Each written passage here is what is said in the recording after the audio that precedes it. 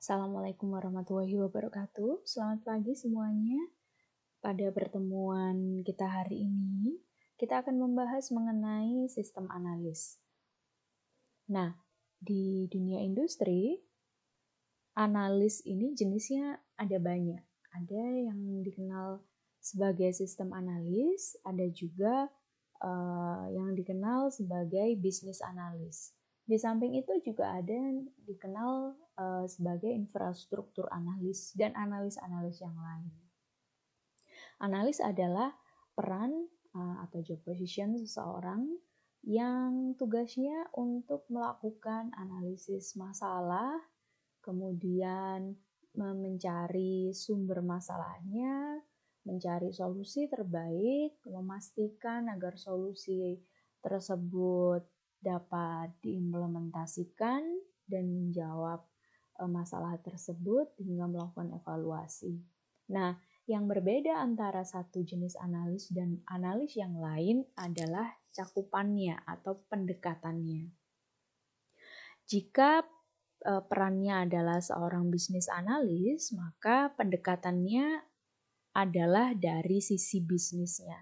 Jadi dia melihat ada masalah apa dari sisi bisnis, kemudian dia akan mencari solusi yang terbaik, tapi dari sudut pandang bisnis. Begitu ya. Nah, yang kita bahas hari ini adalah sistem analis. Kalau sistem analis, maka pendekatannya adalah dilihat dari pendekatan teknologi informasi. Begitu. Jadi dia akan melihat satu sistem yang di dalamnya itu terlibat teknologi informasi. Sistem analis itu siapa gitu ya? Tadi kan saya bilang adalah seseorang yang mengidentifikasi masalah, menginvestigasi suatu masalah untuk mencari sumber dari masalah tersebut agar kita bisa agar seorang sistem analis bisa mencari solusi yang terbaik untuk menjawab masalah tersebut. Ya, tapi dari sudut pandang teknologi informasi seperti itu. Nah, sistem analis itu titik beratnya, perannya tidak hanya pada tahap-tahap awal SDLC. Ya, kalau di tahapan SDLC itu kan sistem analis tidak hanya terlibat dalam tahap planning dan analisis saja, tapi dia juga terlibat dalam tahap-tahap lain.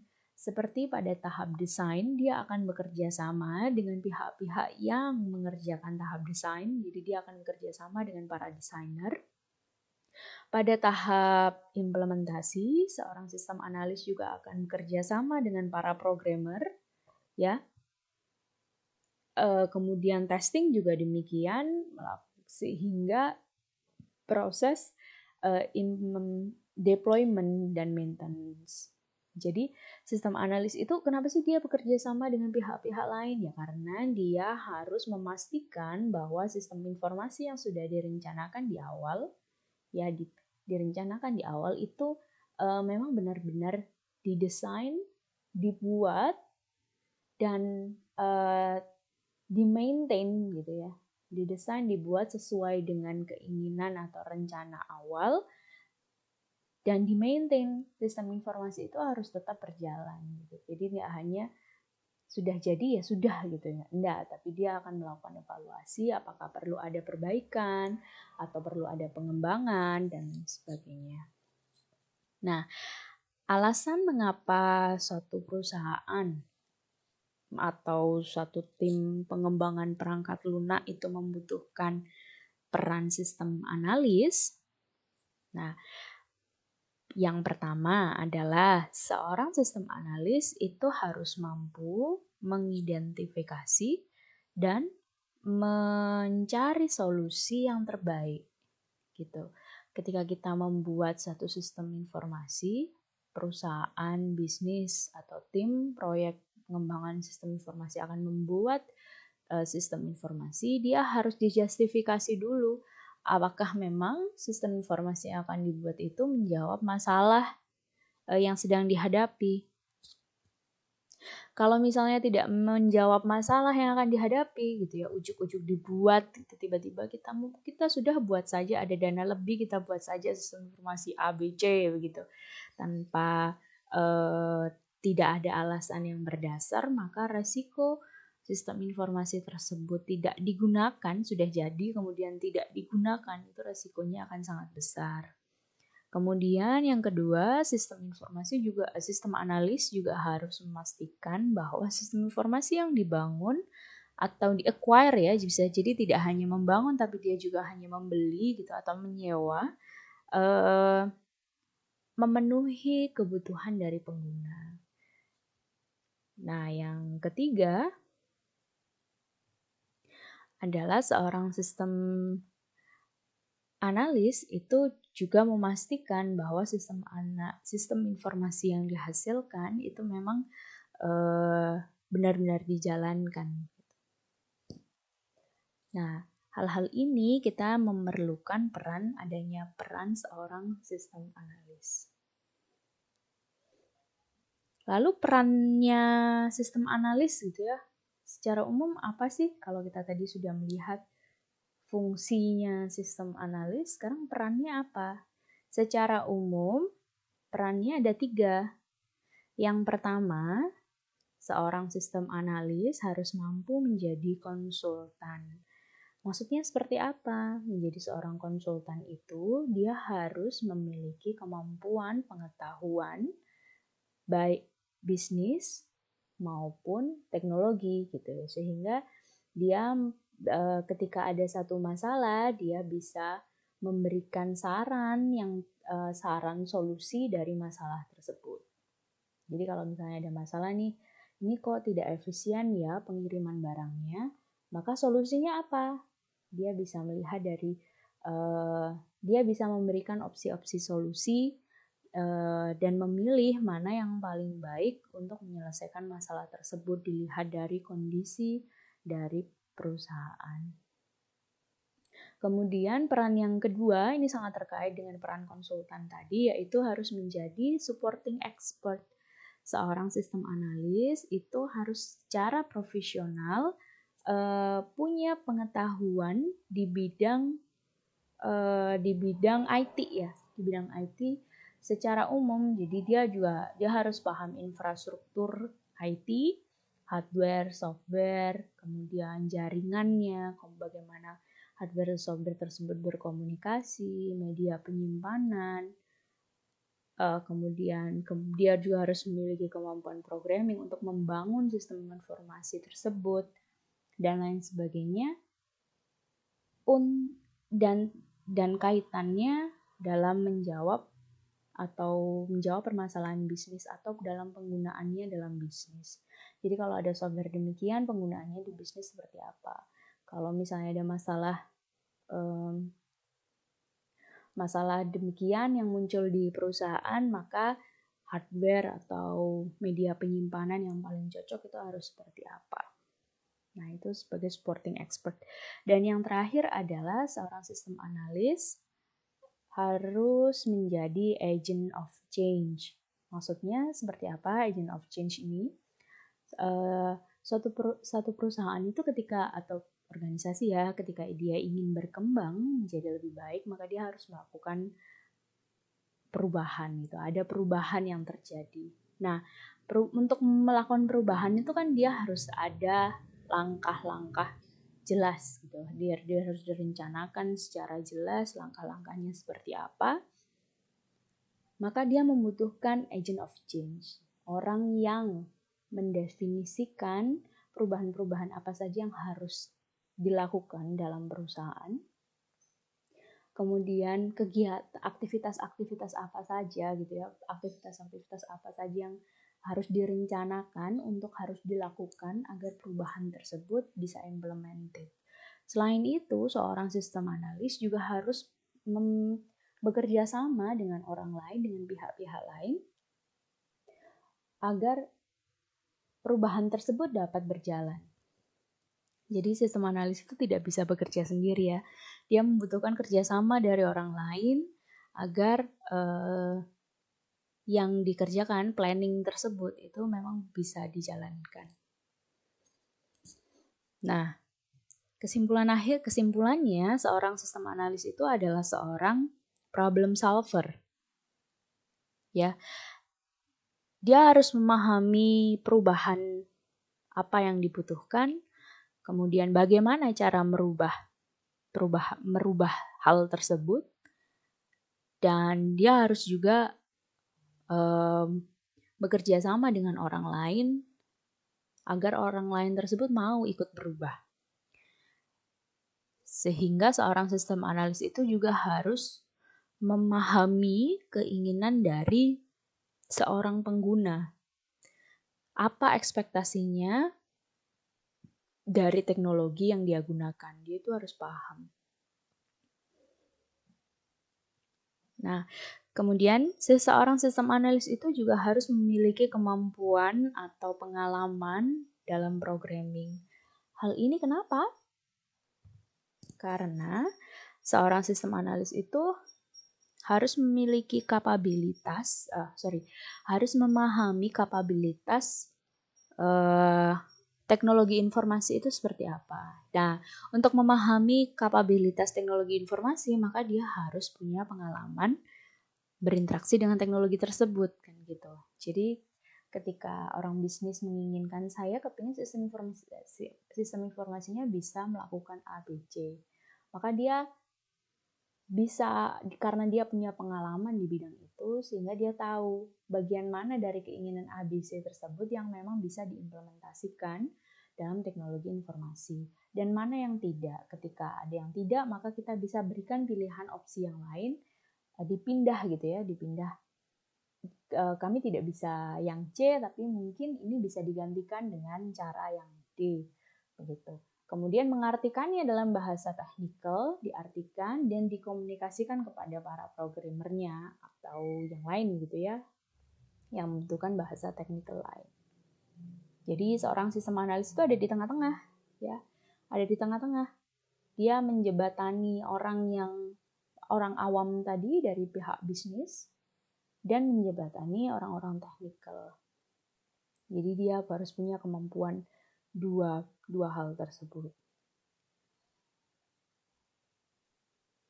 Nah, sedangkan jika dilihat dari kapabilitasnya atau kemampuannya, seorang sistem analis itu secara umum harus punya 6 jenis kemampuan. Yang pertama adalah dia harus punya skill technical, ya, dia harus paham, punya pengetahuan latar belakang teknologi informasi. Itu seperti apa sih? Karena dia harus paham ya, nature-nya teknologi informasi itu seperti apa. Jadi dia harus paham software-nya, bagaimana cara pengembangan software-nya, hardware-nya, jaringannya, infrastrukturnya, kemudian media penyimpanannya, dan lain-lain gitu. Bahkan tools-tools untuk membangun suatu sistem informasi. Jadi dia tidak hanya tahu bahasa pemrograman apa yang sesuai, tapi dia juga tahu untuk menggunakan bahasa pemrograman tersebut, maka seorang programmer itu membutuhkan tools apa saja gitu. Seorang desainer itu untuk membuat mockup suatu atau prototype suatu sistem informasi, dia membutuhkan software apa saja. Itu dia juga harus punya pengetahuan itu. Nah, kemudian yang kedua, seorang sistem analis juga harus memiliki kemampuan bisnis. Ya, kemampuan bisnis itu dia harus paham bagaimana suatu organisasi itu berjalan, proses bisnis apa saja yang ada dalam suatu area bisnis. Kemudian apa karakteristik dari satu jenis bisnis dengan bisnis yang lain, karena itu akan sangat berpengaruh ya. Misalnya proses bisnis penjualan di manufaktur akan berbeda dengan penjualan di bidang servis. Produksi di bidang manufaktur akan berbeda dengan produksi di bidang servis. Seperti itu, dia harus paham. Kemudian dia juga harus paham job position atau secara struktural organisasi. Dalam suatu organisasi itu apa saja sih job positionnya, apakah mereka terlibat dalam penggunaan satu sistem informasi tertentu atau tidak, bagaimana perannya, itu dia juga harus paham. Kemudian yang berikutnya adalah seorang sistem analis itu harus memiliki kemampuan interpersonal yang baik atau komunikasi yang baik gitu ya. Kenapa? Karena seorang sistem analis itu akan berhubungan dengan orang lain dalam menjalankan pekerjaannya. Misalnya dia ingin mencari informasi terkait satu proses bisnis tertentu yang akan dibangun sistem informasinya, maka dia perlu berkomunikasi dengan berbagai pihak stakeholder yang terkait dengan proses bisnis tersebut. Gitu kan. Dia harus bekerja sama dengan orang lain baik dalam tim pengembangnya atau orang-orang yang nantinya akan terlibat atau akan menggunakan sistem informasi tersebut.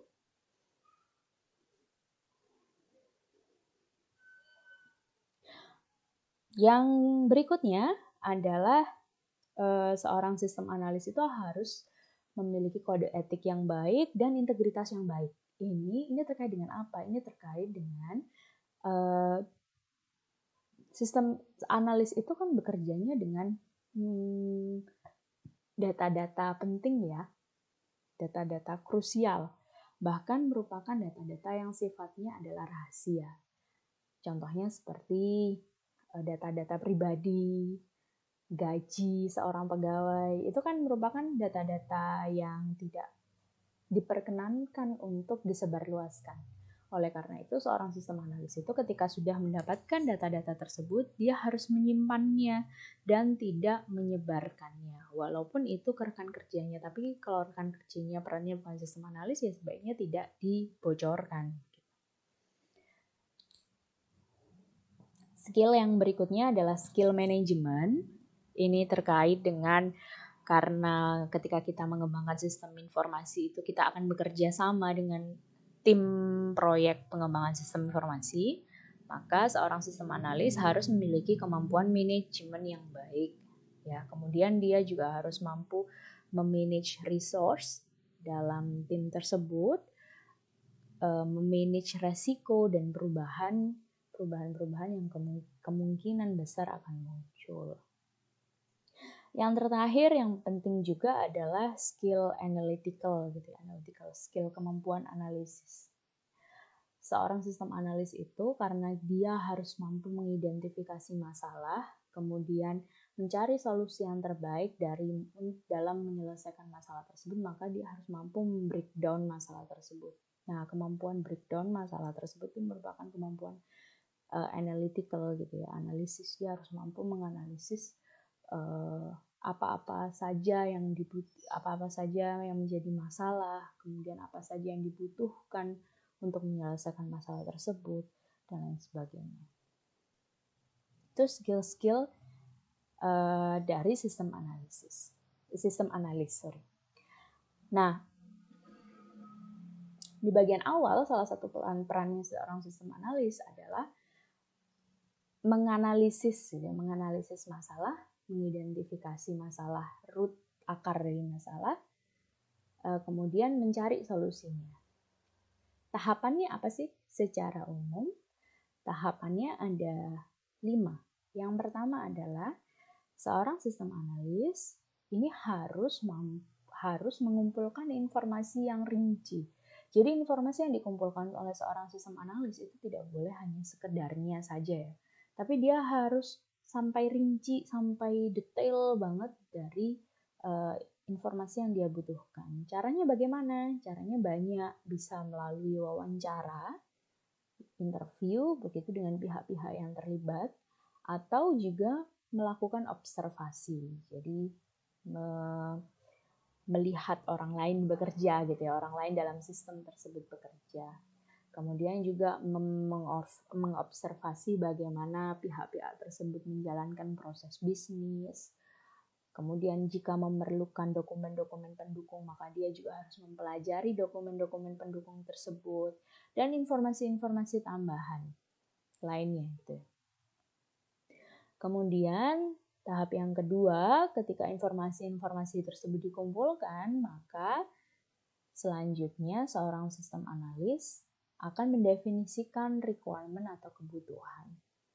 Nah, ini nanti kita akan bahas satu pertemuan khusus ya untuk bab requirement. requirement itu biasanya tidak hanya satu, pasti banyak. Nah, dari banyaknya requirement yang sudah dikumpulkan, dia harus mampu juga memprioritaskan mana yang akan diselesaikan terlebih dahulu dan mana yang nanti saja, karena proyek pengembangan sistem informasi itu pasti memiliki batasan, ada batasan waktunya, ada batasan sumber daya, sehingga kita tidak mampu untuk menyelesaikan keseluruhan gitu ya. Kita pilih mana yang penting-penting dulu diselesaikan. Yang keempat adalah dia akan bekerja sama dengan desainer gitu ya untuk mendevelop user interface dialog. Jadi ini biasanya dipakai kalau user dipakai dalam metode prototyping gitu. Jadi seorang sistem analis akan membuat prototype-nya, entah itu 2 dimensi atau yang high fidelity gitu ya, tools gitu, menggunakan tools yang usernya bisa melakukan interaksi terhadap tools tersebut, atau yang bentuknya hanya gambar 2 dimensi.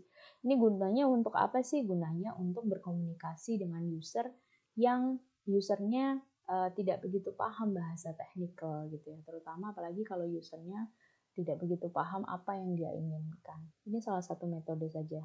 Kemudian yang terakhir adalah melakukan evaluasi requirement dengan pengguna.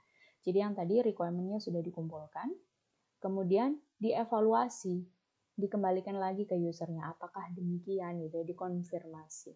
Cara pengonfirmasiannya bisa juga menggunakan yang tadi, yang metode user interface dialog juga bisa.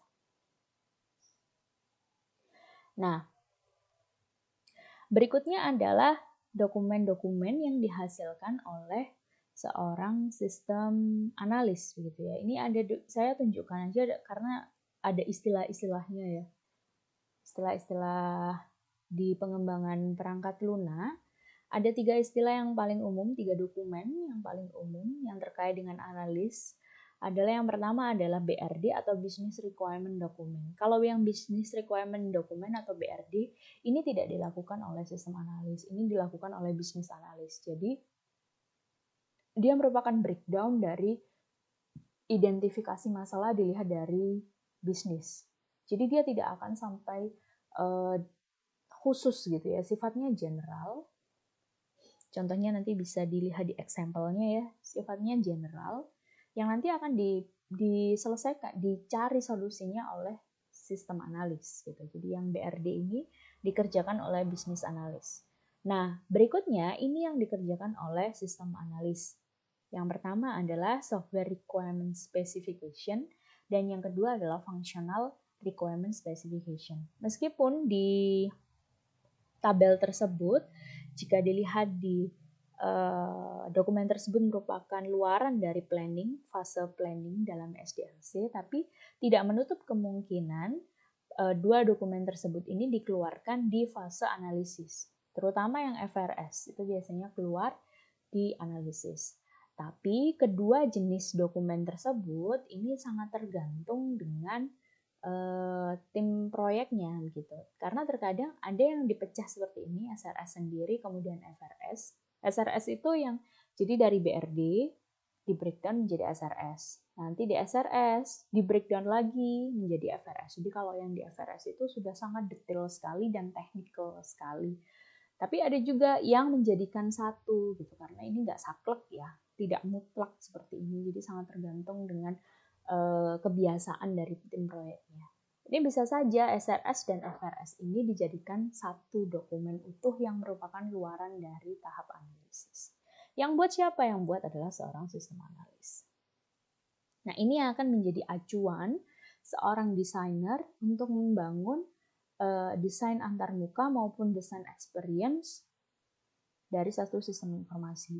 Dokumen ini juga yang akan menjadi acuan seorang developer, programmer untuk membangun sistem informasi. Jadi yang dibangun itu harus sesuai sama ini. Kalau nggak sesuai, ya berarti tidak sesuai dengan rencana dong gitu ya. Saya maunya membuat roti bolu strawberry.